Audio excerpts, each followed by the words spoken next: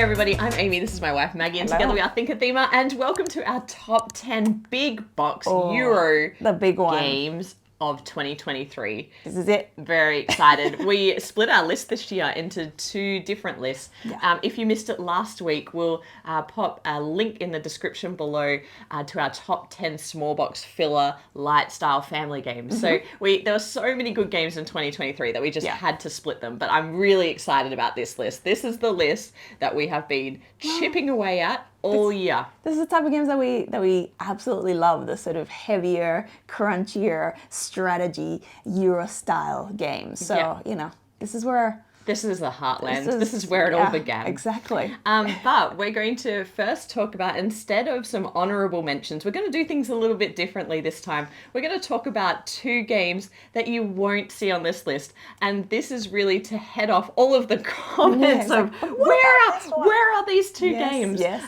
Just for, you know, everyone has personal preferences. Our whole channel is about different gaming preferences. And these two games just didn't hit as hard for us as others this year. So the first one is Earth. Yes, Earth. Yeah. So, I think for me with Earth, I like the theme, but it just felt like such an overwhelmingly, just the combo of different goals and things that you're doing, and then you're doing this sort of simultaneous action, but it just felt like a lot of admin. Even though you're doing a simultaneous action, it just felt like a lot of start, stop, and then what do I do? And then as I'm creating that, that sort of main tableau, it didn't feel particularly thematic as well. Like it just felt more like this sort of combination of symbols and optimizing for sort of symbols and stuff. Yeah, so for me it was the lack of interaction. It was very multiplayer solitaire. It's very head down. Yeah, very head down. And I really like social games, but I can see that if you are someone who just loves that, you know, just like swapping things and focusing on your tableau and like that kind of player, I can totally see that game, Earth, is going to be really polarizing on other content creators' lists. They're either going to have it right at the top or not at all. So that's a really interesting game that came out in 2023. I think I foresee that it's probably going to be on a lot of people's top. Yeah. But so, that's what I mean. Either you're going to love it or maybe not. I'm not going to connect. That's an interesting game for 2023. Yeah. I think the other game that we wanted to talk about is White Castle. Yes. Another hit title from De Vere that is a lot of game in a small box. So it's actually the follow-up to Red Cathedral, which was also like a mini Euro in a smallish box. Very efficient. Very contained. They contain all of the, a lot of, packs a big punch of game. Yeah.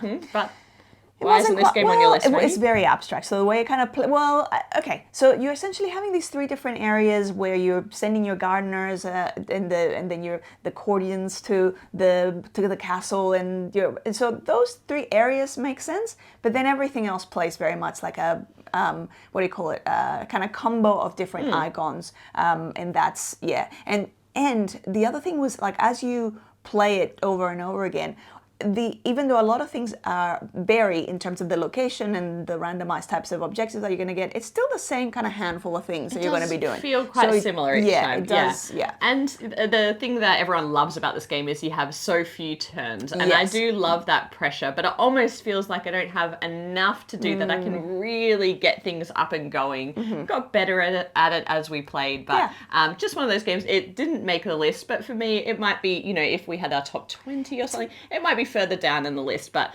unfortunately did not make the top 10. But I think it's going to be another crowd favorite. Very impressive production. Yes, in terms of like the little bridges, the design, the efficiency of the game design. Yeah, the little bridges are cute. Little bridges. All right, that's enough preamble. Okay. Let's get into our top 10 list. So as usual, if a game is higher on Maggie's list, then I won't mention it. And so starting with my number 10, it actually is higher on Maggie's list. So right off the bat, I can't do my number 10. How about your number 10? Let's I guess I'll set us going. But my number 10 is a beautiful, gorgeous production, and that is Septima. So Septima is all about you have a coven of witches, managing a coven of witches, where you are trying to become prove yourself to be the next Septima, which is the next high witch. And you're going to be essentially through cards, so you're going to be sort of playing different cards, sometimes matching the action with other players around the table. You're going to be sending out your witches to different locations, collecting resources so that then you can make potions to heal sick people in town, all the while making sure that you're not raising too much suspicion as you're doing all of these things, particularly if you're matching with another witch, and it means that you can do a much more powerful action, but it starts raising suspicion because it's like, oh, wait a second, what's going on over there? There's a big bolt of lightning happening over there. And so that will mean that you have witch hunters coming after you, which is going to potentially compromise your coven. The other thing is you're also going to be trying to recruit followers or supporters to go into different trials, so that your witches are not convicted in the witch trials. So this game, I think the biggest thing for me was it was such a unique. Well, one, the production is so beautiful, and the actual play of it, like I actually really, really enjoyed the sort of wandering around collecting resources, the turning them into potions. It does actually feel quite. What do you call it? It's a little bit sort of tricky, and I can see like several people have kind of struggled a little bit with learning it, because it's not the most obvious at first. Once you sort of have a couple of plays in you, the things like the trials and the way that kind of works out, like that, I feel like gets a lot smoother. I just really, I love the table presence of this. It's beautiful, and I just always have a great time going through it. I really liked the thing that I liked most. It didn't make my top 10 of the year, but when we covered this in prototype form, the thing that I loved the most about it is the idea of trying to sometimes match what other people are going to do. I really like games that are quite interactive and force you to be head up about what the other players are doing. And so if I could see that Maggie, maybe her next move needed to be something, well, then I would optimize my turn by playing that as well. You can also discuss it. You can openly discuss it as well.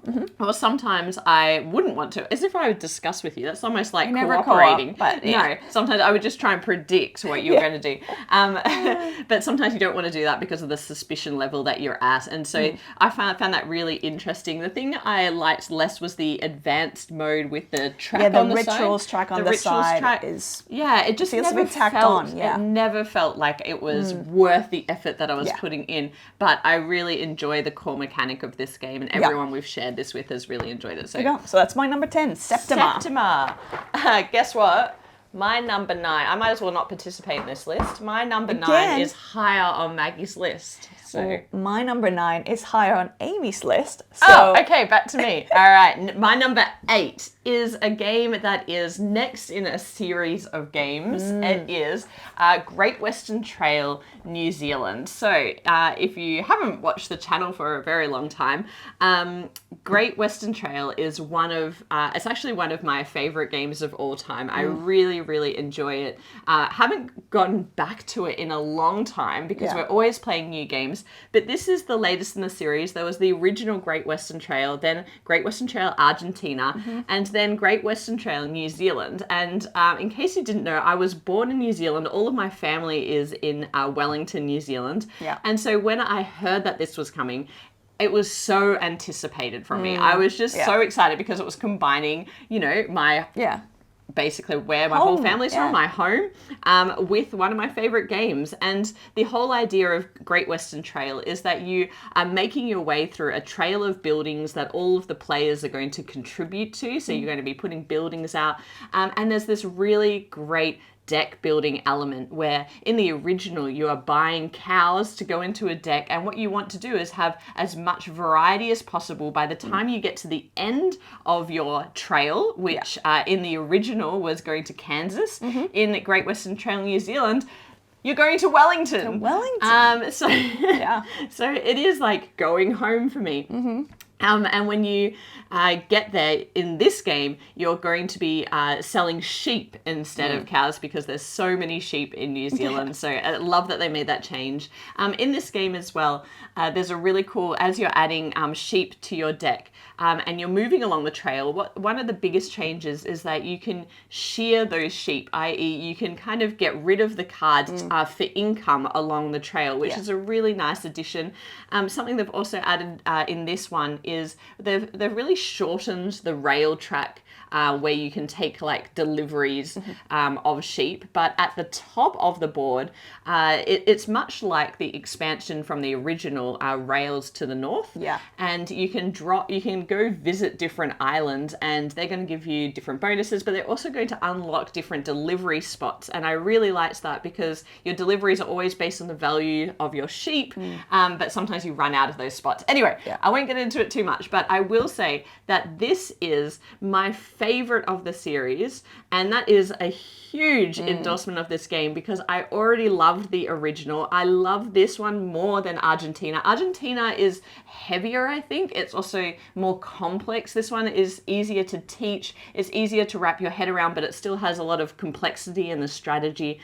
So this is my pick. And the reason why it's not higher, and it would have been higher, is the treatment of the theme, actually. I do not feel like this makes me feel like I'm in New Zealand. It's a combination of things. It's the art choice, it's the character, it's basically all of the aesthetics of the game does not remind me of New Zealand. I feel like they could have done a much better job of being more informed about different elements that would make it feel like you were in New Zealand. At the moment, it just does not. Like many choices. Kind of generic green, but not the correct greens. If that makes sense. It's like if you've been there and you're like, it's like this is not. It's not right. And that makes me really sad because it's such a good game, and it's just it could have shared with the world all of the greatness of New Zealand. But unfortunately, it's just, for me, it feels just like an expansion variant of the original Great Western Trail, and so that's how I'm treating it. It's a little bit lower, unfortunately. But I just wish it'd be more thematic. What's happening to me? I think it's my influence. I guess I'm gonna blame the channel. I think it's all the talking about this all day. It is. Yeah. So that was your number 8. So let's go to my number 8. My number 8 is a very heavy game, as in weight heavy, but also there's a lot of it. This is my number 10. Yes, this is Amy's number 10, and it's Nucleum. So Nucleum is all about essentially an alternative history where humanity managed to discover the nuclear power much sooner and harness that. So we are going to be in this game, we're going to be essentially helping create different tracks to connect different cities, and then essentially transport electricity to electrify buildings that we're also getting to construct along the way. It is one of those major point-sality type ways where there's a whole bunch of things or a whole bunch of different ways to get points. One of the main interesting things about it is the main way that you take your actions is the tiles that are going to become the sort of the railway connections. But those tiles, you either can play them to your own board, which means that you usually get to have a double action, so they have an action on top and bottom, or you can forgo or essentially give them up to the board, so donate them to the board. You still get to take a synergy action if they have different colors, so if the colors match on either side or on both sides, but then that becomes part of the track, and then you kind of lose that tile or action, but then that can give you bonuses as well in other ways. And so the whole strategy is really deciding when you want to get rid of those action tiles in order to turn them into rail, but you can also recruit or purchase new action tiles as well. And this game is really interesting. This is one for me. It is my number 10.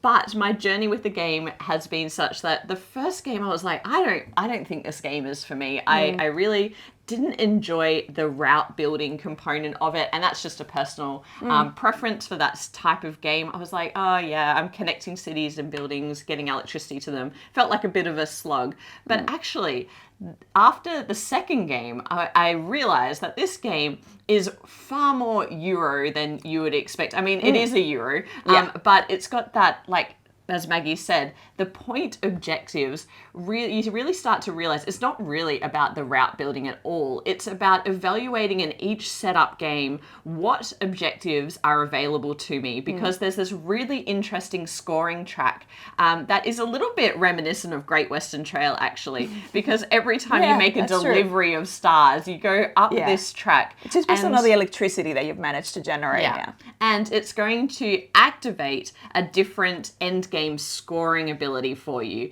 And it's going to be a multiplier of that scoring ability. So the very first thing you need to be doing when you start a game of this is looking at those scoring abilities and thinking, how am I going to do that? The second thing is that you have your own experiment as well, and they are asymmetric across the players. And the more you play, the more you realize that it's really important to focus on unlocking key abilities from there as well. And that takes a lot of focus. And then finally, there are these objective tiles or contracts as well. And that is really going to help you build up your engine in order to get more things done and get more resources, because this game is really, you're trying to elongate your turn, because there is a refresh action, but really it's not that powerful. It's better to continue playing and playing and playing. And collect a lot of electricity beforehand, so that then when you go to that track, then you can go, whoa, and sort of reach much higher goals. Much higher multiplier. And so once I realized how all of that came together, the more we played it, the more I really enjoyed this game and trying different strategies. But for me, I think it's a bit of a table hog. It takes so much space. So much space. I wish it was a little bit more compact and a little bit easier to teach. It is it's more complex. But really enjoyed this collaboration between David Turchi and Simone Luciani, and I hope that they make more games together. There you go. So fantastic. That's Nucleum. That was my number 8, and your number 10. Yes. My number 7 is higher on your list. Oh, all right. So we'll go back to me. Yep, back to you. So my number 7 is a game that I only just received very, very recently. This is Earthborn Rangers. Highly anticipated from me, because this is a card-based, very, very open world, narrative-driven game where you're playing as a ranger in this sort of futuristic solar punk setting. And so it's a beautiful, so you play essentially as a campaign. Every game session is a day in the campaign, and it'll obviously, as you go through different days, different things are going to be changing. The campaign is going to be changing, but also you have a lot of options in terms of the paths that you take. So there's going to be, you have your own ranger deck. So there's an element of kind of like deck constructing. So there's a lot in, okay, well, what's going to go into my deck to begin with, and then almost reminiscent of Arkham Horror, the card game, where you construct your deck, and then you're going into these different sort of scenarios, and you're having to reach a certain number of, for some of those scenarios to be cleared, certain number of tokens have to be placed on those cards. So there's all sorts of different missions. The customization of your ranger in terms of their personality and their specialty and their sort of the abilities, like all of that is super, super intriguing. It's still very earlier. It's among the earlier days with this campaign, but it's quite a I just love the openness, and it's all about sort of like you're kind of helping different either villagers, or you're helping with the flora and the fauna, and you're kind of using the elements, and so that's just been really intriguing for me. Looking forward to dive into it even more. You haven't played, you've only scratched the surface, and yet it's made your top 10. So it must be making an impression. And it's also the entire production is very eco-friendly, so everything has been made with a lot of care and thought for the environment as well, which makes sense with the theme. With the theme, So, I have not played this game. This is a Maggie solo fun narrative experience. Usually after I've gone to bed. I should say that it's a co-op game. So usually you can play obviously more players, but it would be a co-op experience in my house or in our house. It's a solo on my table. It's a solo experience. So that's Earthborn Rangers. My number 7. My number 7 is the lightest game that we probably have across our list. What number was this for you? Is this on your list? I think it was. Yes. So this was my number 9. My number 6 is Ticket to Ride, Legends of the West, the hotly anticipated legacy game of Ticket to Ride. Now, bit of background, we do not own Ticket to Ride. We have never owned Ticket to Ride. We played it in our earlier kind of getting into the board game hobby days, but yeah. It was a gateway for us that we swiftly left behind. But this one, we had the opportunity to review this one, and we love legacy games. We really enjoy that, and we love getting a group together to just play episode after episode. So we thought, we'll give Ticket to Ride another go. And this actually changed my perspective on Ticket to Ride. I enjoyed it that much. And it is my number 6 of the year because there is... It's not for the story. Let's be honest. There's not real. The story is horrible. It's just not really that. Like it's not. It's very light and kind of. It's a means to an end to push you into another scenario. Yeah. But the beauty of this game are the things that you unlock that create a different puzzle and a different way of thinking about the map, the mechanics in the game. And it's always just a fun little objective. It says Legends of the West. It's loosely based on history, but not really. It's highly, once you get into it, you'll see there's a lot of fantasy elements.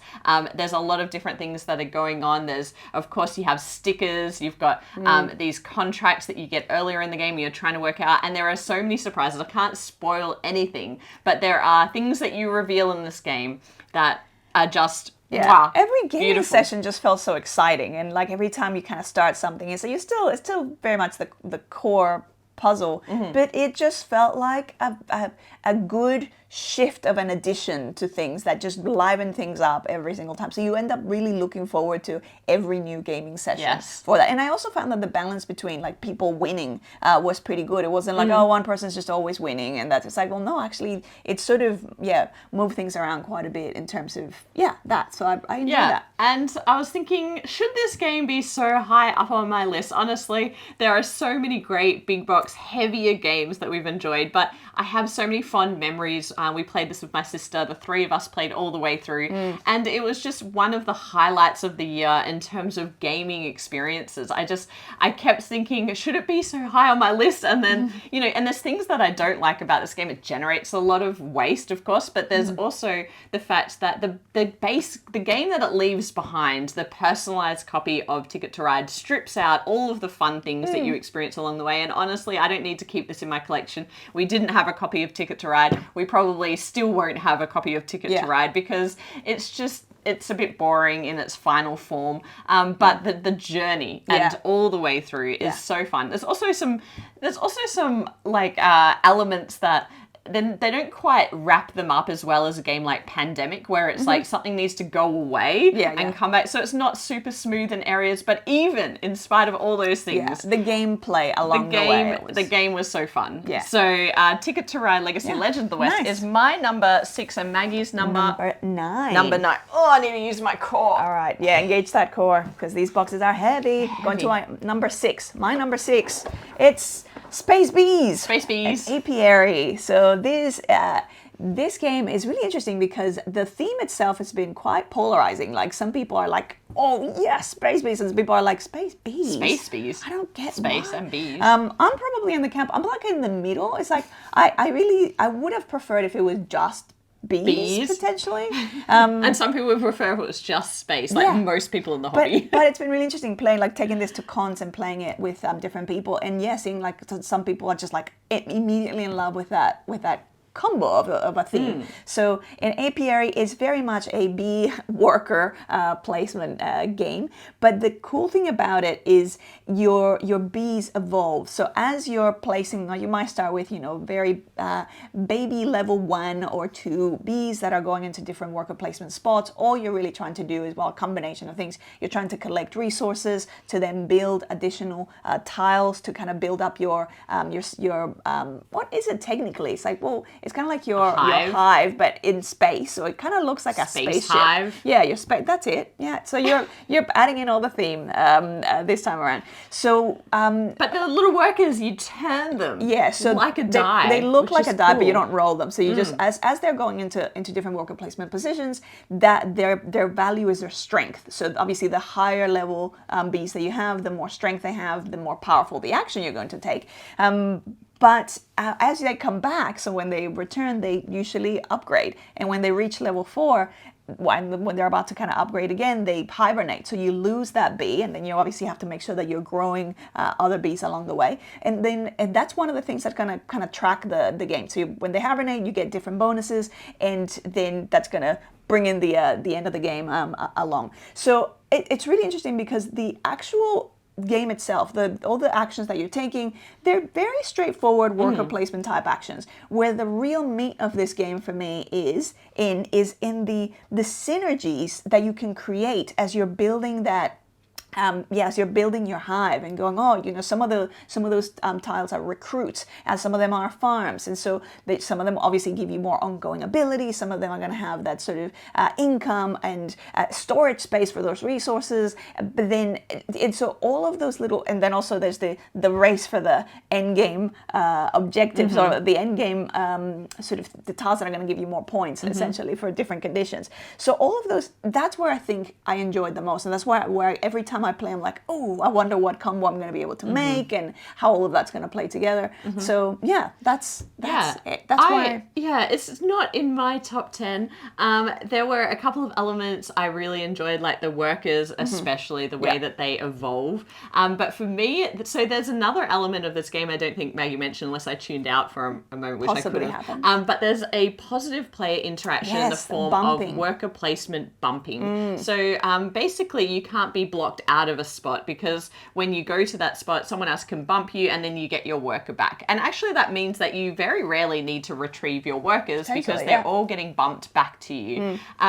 That for me is like, I find an interesting idea, but it reduces the tension that I'm used to in worker placement games, where I'm trying to race to different spots. So it means that I can usually get done what I need to get done, and the board is very open to you. I like games that are a bit meaner to you, honestly, that, kind of reduce my options. And I found that often I just knew what I wanted to do. It wasn't going to be blocked. And so I didn't need to pay a lot of attention to what everybody else was doing. And so I felt like, especially in a higher player count game, a lot of like downtime for me just waiting for it to come around. And the turns aren't that long, but there's a lot of AP because you can literally do just about anything because you're not being blocked out. So I thought a lot about why, this game maybe wasn't for me. It's also quite light. So this is much lighter than some of the bigger Euros of the year. I would say it's very much a mid-weight. Yes, it's a medium weight type game. But anyway, I have enjoyed my time with it. But just not as mean as I would like, maybe. And I'd say, like, it doesn't feel like when you're playing it doesn't feel super thematic. It's very much just like it's a worker placement stuff,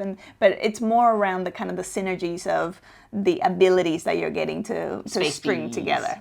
Space bees. Apiary. There you go. Apiary. So that was, where were we at? My number 6. Oh, number 5.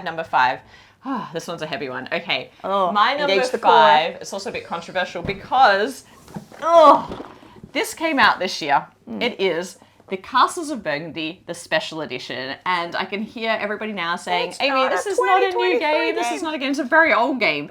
But this special edition is one of the best, if not the best, deluxeification of a game that I've experienced in our time in the hobby. Worthwhile as a re-edition. Worthwhile. It's actually fundamentally changed the way that I think about getting this game to the table, because I loved the mechanics of the Castle of Burgundy, but it was so ugly. I'm sorry, but that game is like quite ugly. Some people really love that original one. Have a very strong. But I think because if you came into it at the time when it came out, maybe you'd be like, wow, this is really innovative, and so there's a nostalgic feeling. But if you came into it later, like we did, it really didn't hold up against the aesthetic of all the other games. Competitors. And so this special edition is a completely redone edition from artwork from the ground up, basically. And I thought about whether it should be on this list, and there's 2 reasons why. One, as I just mentioned, this has fundamentally changed the amount of time this will spend on our table. I'm now super proud to get this out, set it all up, and it's just incredible table presence. It's just dripping in this beautiful aesthetic. All the pieces are beautiful, the tiles are beautiful, everything's. I haven't even talked about what the game is, but you probably already know what it is. But anyway, and the second reason is that if you've played the base game, The Castles of Burgundy, this introduces a whole new vineyard expansion. And in my opinion, I would never play this game without the vineyard. did. I really enjoyed it. Opens up a new opportunity for getting bonuses, which can really help your core game. You know, it can help push you through by getting you something that you need at the right time. So this game is all about tile drafting, and you are building out your duchy, your little puzzle, and really it's about trying to have adjacencies of certain colors so that you can fill those faster than other people. And there's a whole lot more that I don't really need to go into, but the deluxe edition, the special edition, had the option of having beautiful cardboard tiles, which were honestly really, really nice, and a huge step up from the original, or acrylic tiles, or full miniatures. So you could build out your 3D board, duchy. yeah, with 3D versions of each of the buildings. And, you know, the buildings have different abilities and blah, blah, blah. The game. I keep going into the game, but I don't think I need to because everyone knows this game. If you don't know this game, this is probably the version where you want to check it out. It's very expensive, so maybe play someone else's first. Yeah, make sure that you enjoy the game before committing. And we did a video, actually I'll link to it below, but our video about whether you should go with the cardboard, acrylic, or miniature version of this game. Spoiler alert, we think the acrylic tiles are the good balance. Beautiful, they're really beautiful. And the miniature starts to get a bit confusing about which building is which. But if you're very familiar with the game, maybe you just want the miniatures. Yeah. You want to spend a whole evening looking at beautiful buildings. Yeah, picking up the little 3D buildings. Yeah, so this is huge, and you know it takes up so much shelf space, but worth it in my opinion. It really does, because that's not even all of the box. That's just like that's just part of it. Oh, the Castles of Burgundy special edition. My number 5. Your number 5. I'll go on to my number 5, which is Evenfall. It's my number 9. So Evenfall is witches again. So you have a coven of witches, and you have your own unique ability. There is a symmetric side as well where you can kind of even out the playing field. But essentially, you're going to be getting different. How do you even explain this? You're trying to get different locations, and you have different sets of witches. You have like your regular young witches, and then you have your elders. The elders can only go into your inner circle. They can't go far away into like the outer locations to perform things. And so you're going to first be collecting those outer locations, sending out the younger witches, let's call them, to different locations, getting those cards, and then putting rituals. So essentially using resources to play other cards. It's very card based, this game, to play other cards on top of them for all sorts of different kind of synergies and powers and abilities. And then the key thing is those ones can be harvested. So anything that's in that outer range can be harvested, which means that when you do a harvest action, all of their resources get activated and you get to gain those. But ultimately, you're not going to score any points for those unless you move them into your inner circle. The good thing about moving them into your inner circle is that if they have a lot of those cards have action spots on them that usually only you can take. Once you move them into your inner circle, your elders can go, great, I can take actions there. So all of a sudden you unlock a whole other group of your workers that you have available to you. Which you need to do because there's so few turns in this game. Yeah. And if you're just relying on your young witches, you've got half the number of workers, and that is really challenging. Yeah. The other thing is you have specialists. So there's also some of the cards are characters or sort of like people that then can either be played, so they're a bit multi-use card because they can either be played for their ongoing specialty ability, or they can sort of be played under your board for their end of game bonus or end of game scoring ability, or sometimes a different kind of type of ongoing benefit. So there's a lot of different ways of kind of activating this. Along the way, one of the main resources is mana. So you're going to be collecting or gaining mana that then goes into these battles. So there's 3 usually different regions, or 2 in the smaller player counts. And at the end of each round, there's a battle for everyone who has presence there, where you are going to be secretly bidding an amount of your mana plus the strength of all the witches that you have there, to then see who wins that area for these different power stones. But mainly that's sort of like the bonus, the cream on top. Yeah. But mainly there's these threshold levels of mana power that if you reach them, you get these other powerful bonuses. Yeah, which is why the battle is not particularly mean. In fact, it's like, if you win the battle against the other players, then you get that bonus. Yeah. But otherwise, you're still getting great stuff. Exactly. So it doesn't feel like, now we've got to go into battle. Not at You're all. not losing things. No. So that's nice. Yeah, so I think one of the things that I really enjoy about this is the artwork, like the art in the cards is so hauntingly beautiful. Like I really love that aesthetic. It is beautiful. And then the play of it, I've also played this solo. It's very multiplayer solitaire. I will add that. That's why it's much lower on my list. And it wasn't on the list for a bit, and then I put it back on the list because when we played this at 4 players, I did not enjoy the game experience at all. Again, super multiplayer solitaire. I really felt like, when is it coming back to my turn, just so I can play the card that I want to play or do the thing I need to do. And it can be a little bit, because you're building up an engine, people can do one thing and then it leads to another and leads to another. And so sometimes you're just like, when is my turn coming around? And I don't even care what they're doing, honestly. So I didn't enjoy that experience. But then Maggie and I started playing it at 2-player. And I really enjoyed how snappy that was. And it felt like just such a great battle in terms of who can efficiency, who can out combo. Yes. And this game is all about the combos. If you like reading cards and being like, ooh, that card could go great with that card. Yeah. And then the timing element of that, moving the cards from outer to inner circle, those are really great. Like, so mechanically great that this could not be not on my list. Yeah. I was really surprised because I don't usually enjoy card reading, like when there's a lot of and this does this. But in this one, I don't know if it was partly that the art was so compelling to me, and it actually, the cards themselves felt quite Very nice. nice. I actually you were about to talk about the solo mode. Oh, well, yeah, but so wait, I'll finish the other thought, which is, even though there's a lot of card reading, it didn't feel complex. Like, it actually felt like, it all kind of made sense of like, okay, this will trigger that, or this will help with this, so it was pretty easy to cognitively hold it in my mind. The solo is very nice, like as a fairly streamlined implementation, because all they're really doing, like, I sort of felt like it was out of the way enough that allowed me to just sort of explore my game and explore different combos that I could be doing. There's elements that I could, that could be streamlined even further if you're not too worried about competing against someone else. The thing that I did not like about it is there isn't really, or at least I couldn't see a way of scaling the difficulty for it. There's just the one difficulty for it. I'm sure that you could in other ways, but I'm never really all that interested in beating an opponent. So I'm more just about optimizing my score. So that suits me well. So Evenful.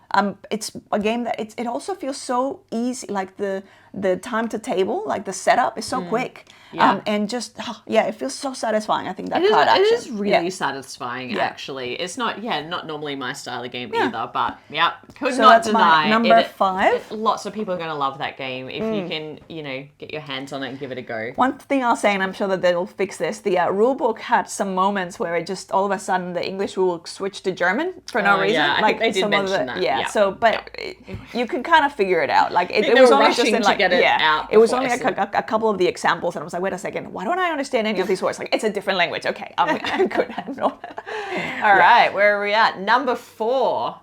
Number 4. What's your number 4? I've put number 4 underneath something else. What have you done? Okay, number 4 is Age of Rome. So everyone's going to be like, what? Because this came out of nowhere. Yeah. Age of Rome is a really interesting Euro game. It is a worker placement style game at its core. And in this game, you are basically going to be building buildings on this Lazy Susan style board that is divided into 4 quadrants. And these quadrants are going to turn and face each of the players. And you can only build on and take actions on the quadrant that is facing you at the time. So you're at this location and you can only do stuff in this location. But what's interesting is that every round their board is going to move, and it's going to move according to an event card that is drawn that's going to tell you where to move the board to at the beginning of the round. So you know what's going to be your next location that's going to be available to you as the board moves around. So what's really interesting is the board starts with no worker placement spots. So the locations that you're building up, the what are they called? Yeah, the buildings. The buildings that you're building up in these locations are these acrylic tiles. Super. They look really beautiful. Cool. Yeah. Really beautiful. Yeah.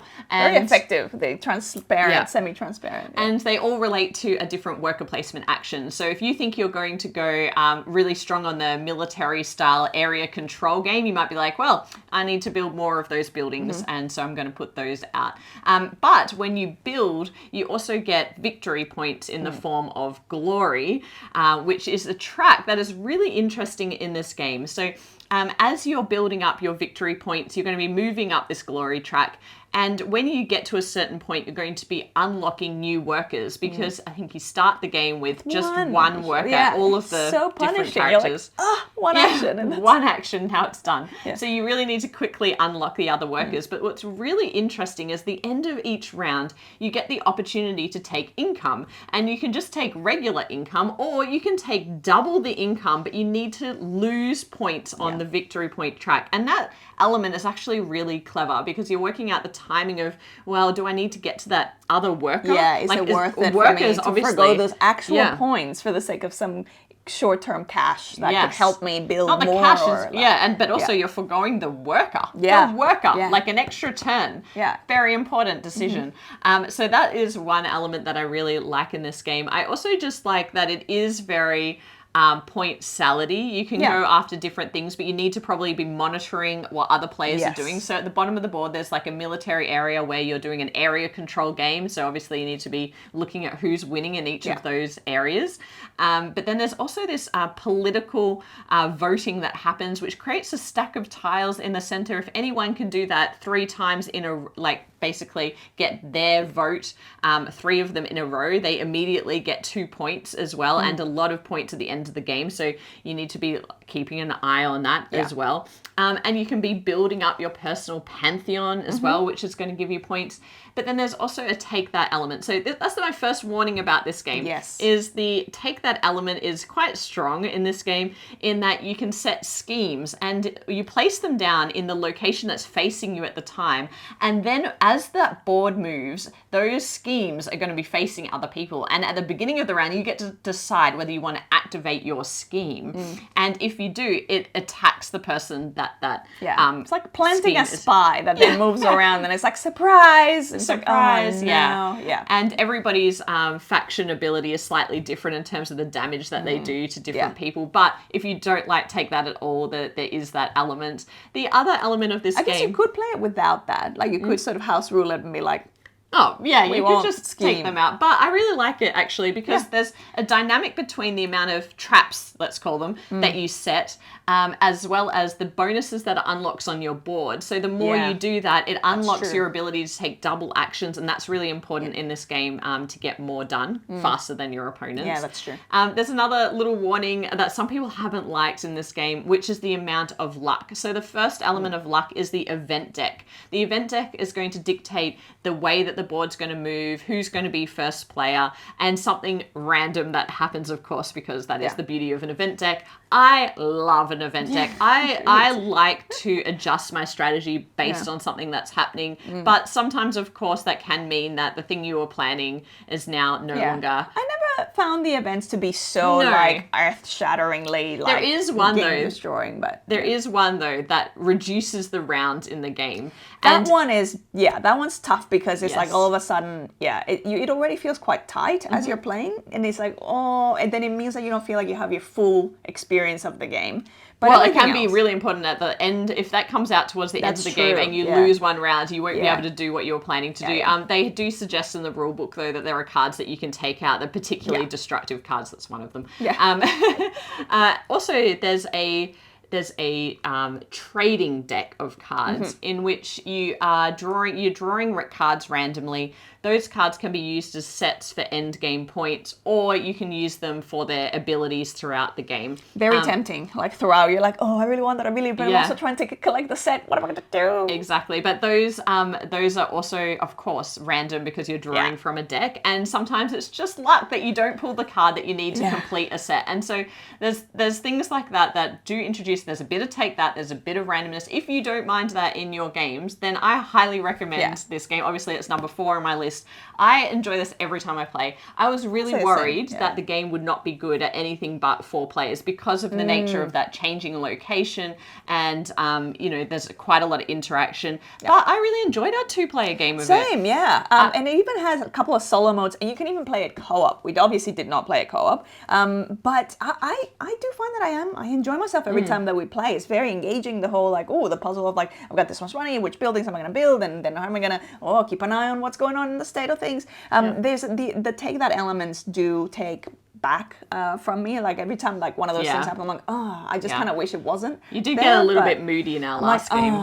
But you're just like, well, you've won. You just got really grumpy. Yeah. Sometimes we just can have a very overwhelmingly... She's really nice on the channel, but she can be really grumpy It's IRL. just when I have just the pure hopelessness and devastation of going, there's just no catching up for me here. Anyways. No, it was a very close game in the end, and it always is a fairly close game. Obviously you have those trade sets. You have quests as well that are hidden objectives. But yeah, I should mention that this is the deluxe edition, and the components are so beautiful.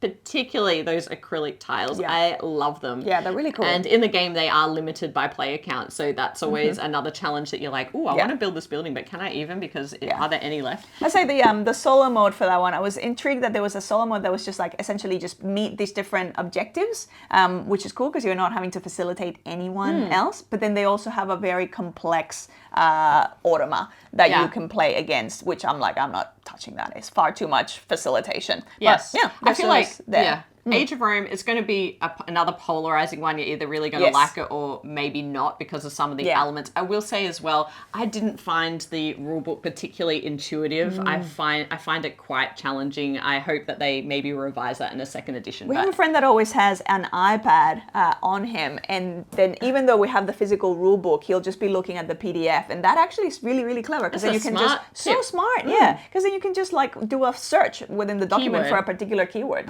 Otherwise, you're on your own. Yeah.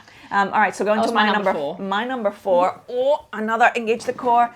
Oh, I was so looking forward to this. Sleeping Gods Distant Skies. So this is a sequel, standalone game, but sequel to Sleeping Gods, where we're sort of in the same universe of Sleeping Gods, the first game, but it's a different group of crew, different group of people, and we're now on a plane instead of no on boat. A ship. No boat. I walked past Maggie playing this, and I was like, "Oh, no boat." No and boat. She's like, we're on a distant plane. skies. So distant skies. Yeah. So and again, so it's diving right back in. It's a similar setup where you've got your atlas and the map, and you're moving your way through the map, and even figuring out what are the missions, how you're piecing the puzzle together. Ultimately, trying to collect or find totems, and then collect and find the things to bring those totems sort of about, without giving too many spoilers. But it is very much you're wandering around. You're either physically, moving on foot. You controlling I should say it's a co-op game. So usually if you play multiplayer, you're dividing up the 5 different characters that are, well, actually it's 5 characters. One of them is the captain, Claire the captain, who is sort of, you kind of take turns controlling. But the other characters get divided between the players. If you're playing solo, you get to have all the characters. So that's me, because I play this solo because Amy just... will be. Yeah. The routine of the rounds of the game are fairly similar in that you're always going to be using, you essentially have this time track, so you have these sort of 5 time currency, let's say, to units to spend, and you can do a range. You can choose what to do. You can choose to either move around, you can just hop back on the plane and go to a much more further destination, which means that you get to move on the atlas a lot more. You get to explore. So obviously throughout the atlas, there's different number locations, and so if you're exploring, you get to go to the storybook and read those entries, which then will introduce characters or introduce different quests, or even sometimes give you adventure cards. There's challenges that you often have to do for all the different abilities, where you're trying to leverage the abilities of your different characters that they kind of come with, using the tokens that are called stamina to activate them essentially. And when they're too tired and they can't do anything else, you have to camp and rest and kind of recover some of that stamina and hopefully some of that health as well. But ultimately, the thing that always, when I started playing this one, with this version, they've really streamlined a lot of the gameplay that was a bit clunky in the original Sleeping Gods. So the gameplay is a lot better and a lot smoother, I feel, with this one. And the story, it reminded me why I loved the elements that I love so much about Sleeping Gods was the writing is really good. Like I actually really find myself sort of getting immersed in like, oh, what happened? And then what are they saying? And it's just really evocative. It's just so nice, the atmosphere that it creates. I also got the Foreteller app, and that one is a bit of a tricky one because I really love, it's obviously voice acted. And it's got background music, and I love the sound effects because it's like if they're in a different, different locations, you're hearing those sort of background sounds. That really helps set the tone. But to navigate it, it can be a little bit clunky, and you still need to have the book with you because there's still going to be things that the storybook that you have to refer back to the book, and some areas might have quests where you have to allocate people to different things. So it's not the smoothest ability, like the smoothest implementation with the app. But I am using it because I am using it as a helping set additional atmosphere. So yeah, can't wait. Like it's one of those games where like as soon as I'm like, okay, I should probably wrap it up, I'm like, oh, just one more, and it's like 2 hours later. So yeah, this is I'm having a great Well, while you're explaining how it works, you describe my least favorite mechanic, all of them, which is wandering around. Yeah, you're just wandering around. I'm like. That was one of my criticisms. So the main thing that I disliked with the original one is there was no way of knowing what's your core story. Like it was just endless side questing. I feel like with this, there's still a bit of that, but I feel like I've found, I feel like I have a lot more direction. Okay. Because you now have, these are the things that I need to do, and you even kind of stumble across the locations that are like, oh, this is going to be endgame point, so this is where we kind of need to kind of come back to or things like that. So I mean, it's a hard one because the designer's obviously catering to a crowd that love wandering around and love that idea of a sandboxy experience. I'm not one of them, but Maggie definitely is. So and I love just getting all those cards and like having like the recipes and stuff. Yeah, so this is my number 4. Yeah, okay. All right, we're into the top 3. The top 3. My number 3 is Last Light by Roy Cannaday from the Dice Tower. And this is a game that I had the pleasure of being taught by Roy, actually, this game, when we were at Dice Tower West, when it hadn't, delivered. And, and I played that one game with 8 people in 57 minutes. Amazing. And I was like, that was so intriguing. I just want to play more of this game. Well, it's delivered now. I went all in when I backed, including the star that lights up in the center, the planet that lights up in the center. Yeah, that was its own ordeal. Getting the batteries for that. And, and getting the batteries into that. It was challenging. Yeah. Anyway, Last Light is a 4X game that plays in under an hour, and it can play all the way up to 8 players if you have the expansion, which I do because I went all in on everything. But the way that this game works and the reason why you can get through such a big experience in a short amount of time is because it's all simultaneous actions. And so everyone has a deck of cards, and each card is going to allow you to get something done, whether that's to build new ships, to move those ships out, to attack other players, to research and upgrade your ships, all of the things you would normally be doing in a 4X game. Everyone plays a card, and all of those play out mostly simultaneously unless there's moving and attacking, which happens at the end of everybody else's actions. And what you're trying to do is it's a race to get to 20 light shards. So as soon as someone gets to 20, it's going to trigger the end game, and then it's whoever has the most light overall that will win. So you are using these cards. The most interesting thing mechanically is that there is a refresh card that allows you to pick up all of your cards, which obviously you need to do.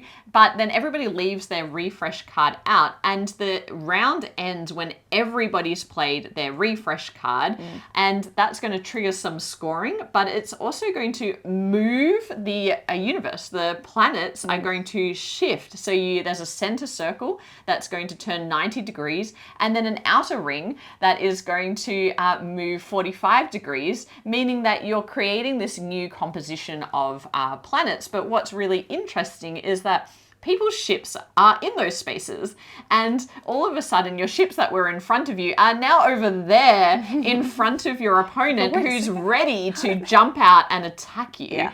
And so the dynamic of who you're battling with and at what time changes over the course of the game as the board is rotating, which means that even at a large player count, you're getting to interact with other people. The board didn't move, you'd just be fighting with your neighbors. Yeah, exactly. Yeah, that is so clever. Yeah, because it just all of a sudden moves you into those other areas that you had no business in originally, and then all of a sudden it's like, oh, I'm interacting with all of you over there. Yes. Yeah, and cool. You also have a secret objective, which is a planetary objective, which is to basically own or control as many of the planets on the board as you can of a particular color to achieve this objective. And so what happens is in the first course of the game, it's really exciting because you're exploring new planets and you're getting these bonuses, and towards the end game it's just people attacking you to take over your planet to try and get that particular colored planet, and it just descends into chaos as usual in a 4X game.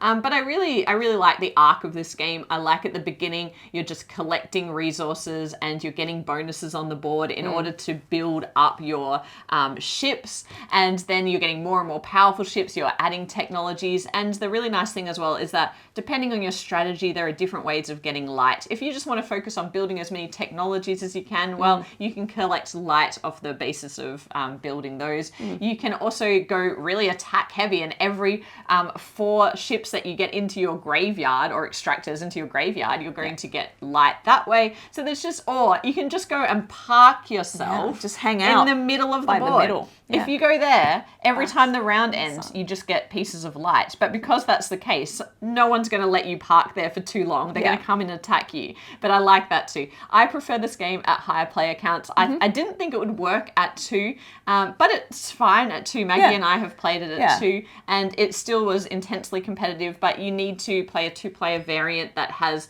basically a passive NPC faction, or technically a PC ships at some point. Oh yeah, it's a playable character. It is. You're right. It doesn't move by itself. Actually, the person who is behind gets control of these ships. I found that a little bit too much of a catch-up mechanic, but if I, usually because I'm the one catching up, and then it can be really, really powerful, and it's like, haha, like, oh, great, now you've got an extra 5 ships. Got this to come massive and attack army. Me. Yeah, you got a massive army, and because for being incompetent in the rest of the game, now I have control. We had a very swingy game where I was quite far ahead, and because of this extra faction, which to be fair, I should have controlled more.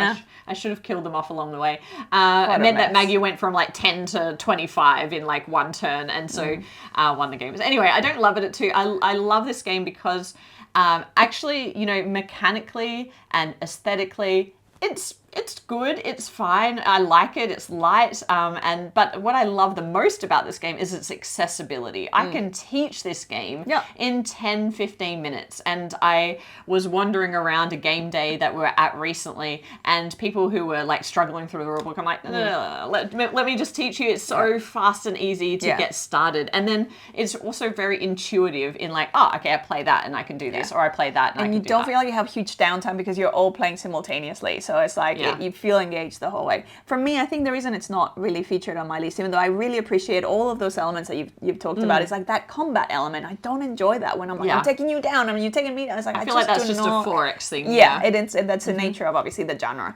But yeah, the planets also look really cool. So we have the upgraded acrylic planets, and they are absolutely beautiful. Even the base ones, are fine too. Some people don't like that they're so like strong in their colors, like very primary in their colors. And I will say that the bases tell you what color the planets are anyway, so it doesn't really matter whether they're that bright or not. But yeah, I really love that upgraded version. I probably need to do something with the miniatures and paint them a little bit. Should. Yeah, all right. But that is Last Light, my number 3 of 2023. Let's go to my number 3. This one is Arborea. I was in love with the artwork of this from the moment that I first saw this like very saturated tree spirity kind of aesthetic. So Arborea, I also then love the theme. It's all about regenerating. So there's been a sort of cataclysmic event that has destroyed the land, and all of these creatures have had to obviously scattered. And then you are going to be trying to regenerate different types of land to then invite some of these creatures back. And so because of that, the way it works is you're like you're spirits of the forest, and you're influencing pilgrims, which are your little workers, to go out on these different pilgrimage tracks, so that then when you place them there, those tracks actually move. So they slide as you add people there, or that's one of the actions that you can kind of do. The longer they stay on that, then when they get off that track, and they usually have two different ways, the more resources they're going to be able to collect on the way back. With those resources, that's what you're going to need to use to regenerate those different types of landscapes. But also the way the resource economy works, it's such a positive interaction, because as you're generating those resources, they go into a central kind of pool. You have these trackers. That means that they're available in the central pool of resources. So anything that you use, obviously, you get first dibs because you're the one generating them, and in your turn you get to kind of use them up and regenerate those lands. But anything that you don't use, it's going to stay there available for other players, but it's going to immediately give you victory points, and sometimes a lot of victory points. So you're still getting the benefit of like, feel good for the really good contribution that you've done, being very generously rewarded. But then it means that other players along the table can be like, excellent, now there's that thing available, and same goes back to you. When other players are activating stuff that may not necessarily need and use, it's not wasted. So there's that element, and there's also this element of with those creatures, there's one, you first kind of invite them to the borderlands, so you get points for that as well. So there's like come over, and then there's all the different colors or types of creatures, and they all score differently. They all want different terrains or different adjacencies or different things like that. So first you're inviting them. It's like a card melding element as well. The lands where as you're creating them. Yeah. So it's the card melding with different colors on them that then will create different combinations for those creatures to sit kind of like in the middle of those squares. And then so then once they're in the borderlands, it doesn't matter who's invited them there. Someone else can come in and go, hey, I actually am going to attract you because I've got the place for you to live in. I just really love that concept. The board is so colorful, it's probably too colorful. It's too colorful. In the sense that I love the way it looks, but it does make it harder for people to sort of differentiate elements or icons or things. So it does unfortunately get a little bit a fair bit sometimes in the way of gameplay. Yeah. But I really like it. So I haven't really personally minded as much because I just really resonate with that sort of super saturated. Yeah, it's not just the saturation. There's a few design choices where unfortunately it lets this game down. It was my number 7, and that is purely based on the mechanics, which are excellent, super interesting. Yeah. People compare it to Tzolk'in, the Mayan calendar, where there's also that element of a timed worker placement thing. But I like this one much more because there's ways to speed up, like actually you move through those tracks quite quickly because there is such a strong synergy in going to a place where someone else has gone in order to move the tracks. Yeah.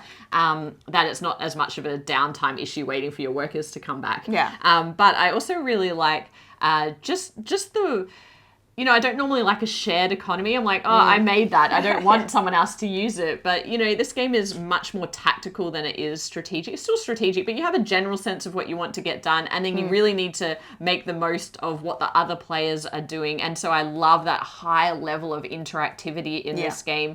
I just wish that not just the saturation wasn't so high across the whole board, but also the iconography is too small. And people are really going to struggle with that. And it's so unfortunate because it is a really great game mechanically. Yeah, it just won me over, like with the theme and the implementation and all the positive interaction. So that is Arborea, my number 3. Arborea, and my number 7. And now our top 2 are actually the same. We agreed. We agreed on something. On the top. Our taste in games have really kind of gone worlds apart in some places after playing so long. But top 2, number 2, bring it in. All right. It's going to be number 2 evacuation. Is evacuation. So this is all about we start with a lot in the planet that we need to evacuate because the sun's getting far too hot, And now as we're transitioning to the other planet, we all of a sudden are in the middle where we have very little. So you start with with so much power and so many resources and so much stuff to do that you can do, and then you go, no, I'm just really struggling, and it's just like so scrappy. And then you're trying to build things back up in the new planet to hopefully end with like, we have a lot again, and we're doing well. The riches to rags to riches. It's a great arc, and you feel all that pressure along the way. Yeah, but it's not just that. I mean, that is brilliant in and of itself, and was why Vladimir Suchy made this design based on that concept. But the way it plays out is really cool too, because it uses an action card mechanic where you are playing cards underneath a series of actions, and the way that you're doing that, it basically you have to think carefully about the order of that, but you also have to think about how many you're putting under each space, because you're going to have to pay for these actions and energy, and they cost more if you are doing, the same action a lot. Also, you need to look at your total, I forgot the name of it, as like power value. I can't remember the name, but your strength or something. For the bonuses, for the in-round bonuses. Yeah, so you're looking at the sum of your actions too. So there's a lot to think about, and even though the actions themselves are fairly simple. And what are you trying to get done in this game? Well, you're trying to build ships to help you move all of your factories and population from your old planet to your new planet. So you need to build ships, and those ships are going to move from one side of your board to the other. That represents the old and the new planets. And it's really cool because they can carry things from one side to the other, but it's very limited in terms of what they can carry. So you need to have as many ships as you think you need to move everything by the end of the game. And it costs energy to move things around as well. And then you also have the same resources in both planets, but they are spent and tracked in entirely different ways. And so that's really interesting too. And that key resource of energy that allows you to take actions and get things done in the beginning of the game, that has to come from your old planet, but you're moving these satellites through this progress track that runs between the planets. And once you've past the halfway mark with those satellites, you're going to have to start using energy that you're producing in your new planet. So there's this pressure on you to get your food production, your energy production up and running in your new planet. And then you also need to build stadiums and infrastructure in your new planet. That you need to reach at certain points. And otherwise you get penalized. I don't know, the story here really drives the ability to make your theme really drives the ability to make a quite heavy game very much more accessible to people. Yeah, it makes a lot of sense. Like everything that you're doing, it just makes sense. It's just logical, and so it's a lot easier to just get into it and just feel your way through. Like, I need to get these. And when you do, sometimes you do end up leaving like people or things behind. You're like, sorry, bye. But also, it's gonna cost you as well. Really, like you're gonna get punished for that, victory point wise. So that's. In the baked in the box is also a lot of different modes of playing. I didn't love all of them. I think it's fine that you piece it together. The original mode is like a race mode, which actually I think does make logical sense to start there. Then you can introduce points mode and all of these expansion type modules that make the game different or more complex. I don't like the advanced card mode. It just it bogs down the game a little bit in a way that I don't like. But again, we've done a full review of this, so you can have a look at all of our module reviews. But Evacuation, when people say what is a great game that I should check out this year, this it always comes to mind. It was just such a, it's in space. There's been a few space games. If it's not Witches, it's space on our list this year. Which is, we don't love space games, but look, here it is, number 2. It is. And last slide at number 3. Space, and this is the kind of game where, like, we play so many games, and you always kind of want that experience that it's like, this just feels new, or it just feels unique. But and not it's new like, for new sake. It's just beautifully implemented. It's just, love it. That worked really well. Evacuation. And so we love that game so much. There is only one game that could topple Evacuation, and it was close. It was close, But the number one game for us this year, big box, hegemony. Hegemony is one of those games that I think only come along once in a while. It's so different to anything else we've ever played. In this game, you represent a different social class. So you might be playing as the working class, or the capitalist, or the middle class, or the state. And those four different factions are extremely asymmetric, to the point where, you know, you have different objectives, you have different ways that you're going to get things done. But normally, again, another thing, asymmetry, not our favorite thing, but in this game, it's so thematic. It represents society so well that what you need to get done as those different factions makes perfect sense. For example, when you're playing as the working class, you are concerned about getting jobs for your people so you can get wages, because you need to also feed your people, and you need to increase their prosperity track by keeping them happy. Education, healthcare, like just all of the basics. essentials. And also, what do you have as your, like, you know, your one powerful action that you can do to influence the others? You can go on strike. And so the working class can go on strike, which means that the businesses that they're working in that belong to the middle class or the capitalists, they don't produce goods, and they need goods because they're in the business of, well, making money. And so the capitalist class is probably the next best, easiest to understand, because they are all about creating businesses, and they really want to, of course, because of that, lower taxes so that they don't pay as much tax. But they're also importing goods and then reselling them at a higher amount so that they can be as profitable as possible. And really, you're geared towards, it's nothing to do with your happiness of your people. It's all about making the most money. You're playing a profit and loss game. And then the middle class is really interesting because it is smack bang in the middle of those two, and the tensions are both keeping your people happy. You can open small businesses, which is a little bit different, but in those businesses, they're not going to be making as many goods as the capitalist large businesses, but you know, you've got to balance that off. So basically, how does this game work? Well, you've got a policy grid that really, I should mention the state. The state is all about keeping everybody in balance.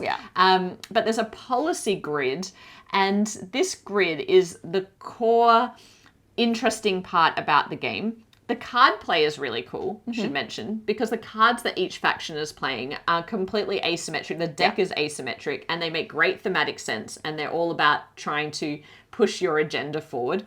But there is a corner as the policy different tracks. So that could be anything from the foreign market, immigration, and different taxes that apply. And that sounds really boring, for sure. But it introduces an element of negotiation into the game, which is like the working class, you know, they want to, of course, like increase taxes, because the more tax there is, the more healthcare and things, welfare and benefits and things. So it's like that balance. You're always trying to tip the balance in one direction. So that's the tension in one direction or the other. And so the working class really wants to build up the state, because then they get access to things like free education and all these wonderful things. Capitalists want the opposite. They just want lower taxes, super low taxes, and few state funded things so that they can, you know, offer their services instead. So they're at the opposite end. And then the working class sometimes wants to side, the middle class sometimes wants to side with the working class, and other times with the capitalists. So there's this like table talk element that's going, like, as the working class, you're like, the capitalists are like, I'm gonna lower taxes. It's good for both of us. You should definitely get on board. And why do you need to convince other people? Because all this is done through a voting system. So there's actions you can take in the game that help you influence the vote. And so anyway, the game is it's very clever, incredibly well informed and researched, and it comes with an entire full booklet of understanding of how all of those dynamics work, you know, in real life. And it was just such a unique experience as well, and so thematic that some people, like, you know, your sister's like, I'm never playing this again. She's played as the working class. Like, she's like, I can't feed my people. She's like, life is hard enough. This is like horrible. And Amy's like, capitalist trying to buy an island. It's like, I'm just buy an island. It's like, no, I'm out. But it's other people. I've thought that as we mentioned in our review, we thought at first we wouldn't be able to get this to the table, but in fact, everyone that we've played it with, barring my sister, has played it and just been like, I can't wait to play that again. It's one of those games where you can see what you need to do, you understand thematically what you need to do, and it just plays out so brilliantly. It started as by some academics in order to create a teaching tool about the dynamics. And the other great thing about this game is it never strays into anything that is like problematic or could create like a lot of like really negative interaction. There's no like difficult topics aside from the fact that yes, you have to feel like you're playing as a capitalist and making someone's life harder, but it's really about learning the dynamics of why the economy and why the state needs to step in and all of those things. It is really a teaching tool and it's just so excellent. Great job. Great experience. Great so unique as well. So unique. So we could not put that at our number one hegemony. I'll put it over here. That's it. That's 2023. That's a wrap. But it's been so wonderful sharing all of these games with you across the course of the year. We couldn't ask for a more wonderful community. So thank you for being here. Yes. And we hope that some of these games you also got to your table. Let us know what your favorite big box Euro experience was of 2023 down in the comments below. Please like this video, subscribe to the channel if you haven't already, and we'll be back with more board game content soon. But otherwise, bye for now. Bye.